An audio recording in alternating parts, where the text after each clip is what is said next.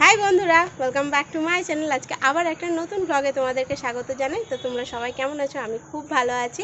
আর আজকে সবাইকে শিবরাত্রির শুভেচ্ছা জানাই। আজকে যেহেতু মহাশিবরাত্রি, তো কে কে মহাশিবরাত্রি করো অবশ্যই আমাকে কমেন্ট করে জানিও। আমি মহাশিবরাত্রি করি আর কি, মানে করি বলতে আমার বাড়িতেই শিব আছে, আমাকে আর শিবরাত্রি করার জন্য অন্য কোথাও যেতে হয় না। স্বয়ং ভোলানাথ আমার বাড়িতে মাটি থেকে সাপ নিয়ে উঠেছিল। আমার দাদু শিবরাত্রির দিন তোমার এই আমার বাড়ির যে শিব আর কি, সেই শিবটা আমার দাদু পেয়েছিল। শিবরাত্রি বাড়িতেই করি। আমার বড় পিসি বলতো যে যার বাড়িতে স্বয়ং শিব নিজে আছে তার বাড়িতে শিবরাত্রি করার জন্য বাইরে যাওয়ার কোনো প্রয়োজন হয় না। তো আমরা ওই জন্য বাইরে আর কোথাও জল দিতে যাই না, বাড়িতেই জল দিই। তো এখন প্রায় বিকেল 5টা হয়ে গেছে, সকাল থেকে কাজকর্ম করলাম, শিবরাত্রি লেগে গিয়েছে, ওই জন্য মায়ের জল দেওয়াও হয়ে গেছে। আমি রাত্রের দিকে জল দিই, নিচে যাবো, নিচে গিয়ে তোমার যে সমস্ত ফুল ফল যা কিছু আছে সেগুলো ধোয়াধুয়ি করব, আর ঠাকুরের জন্য ভোগও করব ভেবেছি। তো চলো আজকের ভিডিওটা শুরু করা যাক। কী করছি না করছি সবটাই তোমার সাথে শেয়ার করব। তো সবাইকে শিবরাত্রির শুভেচ্ছা, সবার শিবরাত্রি ভালো যাক। তো চলো, শিবরাত্রির জন্য আকন্দ ফুল তুলেছি, বেলপাতা আছে, আর এগুলো বাড়ির ফুল, এগুলো রাস্তাতে যে সমস্ত গাছ থাকে সেখান থেকে তুলে এনেছি। আর এখানে সমস্ত ফলগুলো রাখা আছে। আর তোমাদেরকে শিবটা একবার দেখাই। আচ্ছা, আমাদের শিব, আর এটা হচ্ছে কেদারনাথের মন্দির। বাইরে যা কাজ আছে সেগুলো এখন করে নিগা, ধোয়াধুয়ি করতে হবে, তারপরে রান্না করবো, ওই জন্য গ্যাসগুলো পরিষ্কার করতে হবে। তো চলো করে নিই আগে, তারপরে তোমাদের কীভাবে আমি পুজো করি সেটাও দেখাবো।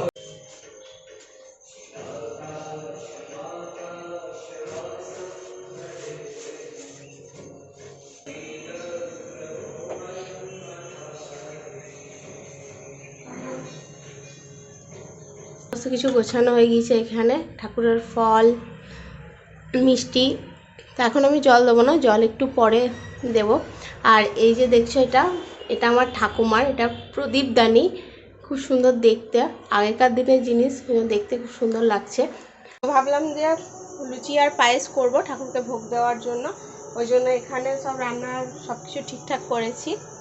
সুজির পায়েস করব। আর এই যে এটা ময়দা, আর এখানে ফুল আর বেলপাতা আছে, যেগুলো ফুলগুলো গাঁথতে হবে ঠাকুরের মালার জন্য। আর এই যে আমার সমস্ত কিছু ছোট ছোট জিনিস আছে ঠাকুরকে দেওয়ার জন্য। এই যে একটা ছোট্ট চাকা বেলনা আছে, এটাতে ঠাকুরের লুচি করি। আর তোমার একটা ছোট্ট হাতা আছে, এই সরি হাতা আছে, ওটা ঝাড়না। আর এই যে ছোট্ট একটা খুন্তি। আমাদের তো কুম্ভ যাওয়া হয়নি, তো আমাদের এখান থেকে অনেকেই গিয়েছিল। তো আমি বলেছিলাম যে আমার একটা বেস্ট ফ্রেন্ড আছে, আমি তোমাদেরকে দেখিয়েওছিলাম। তো তার মা গিয়েছিল, তো তার মাই আমাকে কুম্ভের জল এনে দিয়েছে, দিয়ে আমি এখন একটু মাথাতে ঢালবো।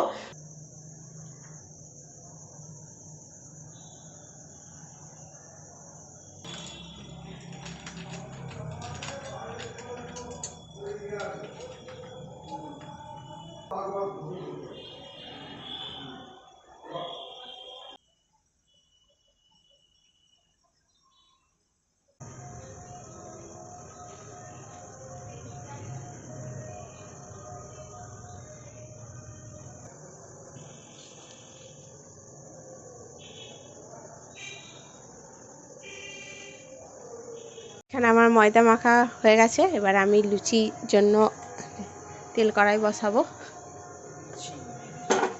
লুচি আর পায়েস করব, তার জন্য কাজুগুলো ভেজে নিয়েছি।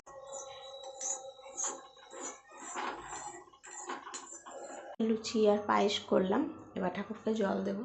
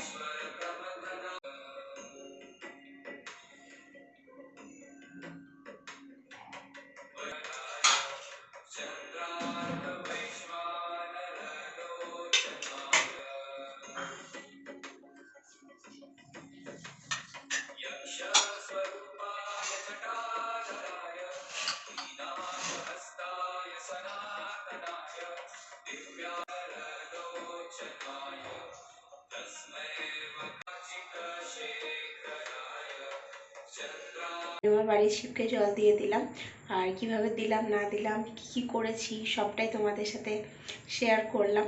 তো তখন আমি শিবটাকে খুব ভালোভাবে কাছ থেকে তোমাদেরকে দেখাতে পারিনি, তো ভাবলাম এখন একটু দেখাই। আর এখন মানে জল টল দিলাম, এখনও খাওয়া হয়নি, শুধু প্রসাদটুকুই খেয়েছি।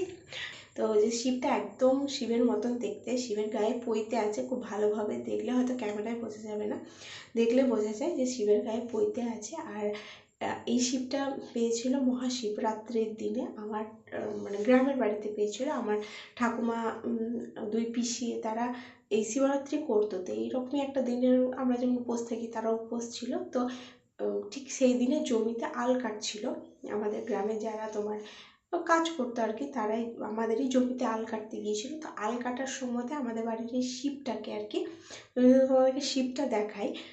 তো এই যে হচ্ছে এটা আমাদের মহাদেব। তো এই শিবটা তোমার একটা খড়ির সাপ নিয়ে মাটির মধ্যে বসেছিল। তারা এটাকে তোমার একটা পাথর ভেবে সাইডে সরিয়ে রাখে। তো সরিয়ে রাখার পর আরও যখন মাটি খুঁড়তে থাকে তো দেখে আরও অনেক সাপ বেরোচ্ছে। তো তখন কিছু ছেলে গিয়ে আমার দাদুকে খবর দেয়। তখন আমার দুই পিসি, বাবা অনেক ছোট, তো খবর দেয় যে এরকম মাটির তলা থেকে একটা পাথর উঠেছে যেখানে প্রচুর খড়ির সাপ উঠছে। তো যাই হোক দাদু তাড়াতাড়ি যায় ওখানে গিয়ে দাদু দেখে যে দেখতে জিনিসটা পুরো মানে শিবের মতন, যেরকম শিবের হয় আর কি মূর্তি, ঠিক সেই রকম। তো দাদু তাকে সেই দিন শিবরাত্রির দিন নিজের বাড়িতে আনে এবং প্রতিষ্ঠা করে। প্রতিষ্ঠা মানে আমাদের সিংহাসনেই প্রতিষ্ঠা হয়, এরকম কোনো মন্দির টন্দির কিছু নেই, তো বাড়িতেই প্রতিষ্ঠা করা হয়। তো তবে থেকেই আর কি আমাদের বাড়িতে মহাশিবরাত্রি মানে আমার ঠাকুমা পালন করতো, আমার পিসিরা করতো, তারপরে আমার মা করতো, এখন আমি করি। আমি যতটা পারি, যেভাবে পারি আর কি করি। তবে আমার মা ঠাকুমারা এভাবে কখনো করতো না, যে আমি যেমন ভোগ টোগ দিই বা ভালোভাবে সাজাই, এভাবে করতো না, স্বাভাবিকভাবে করতো।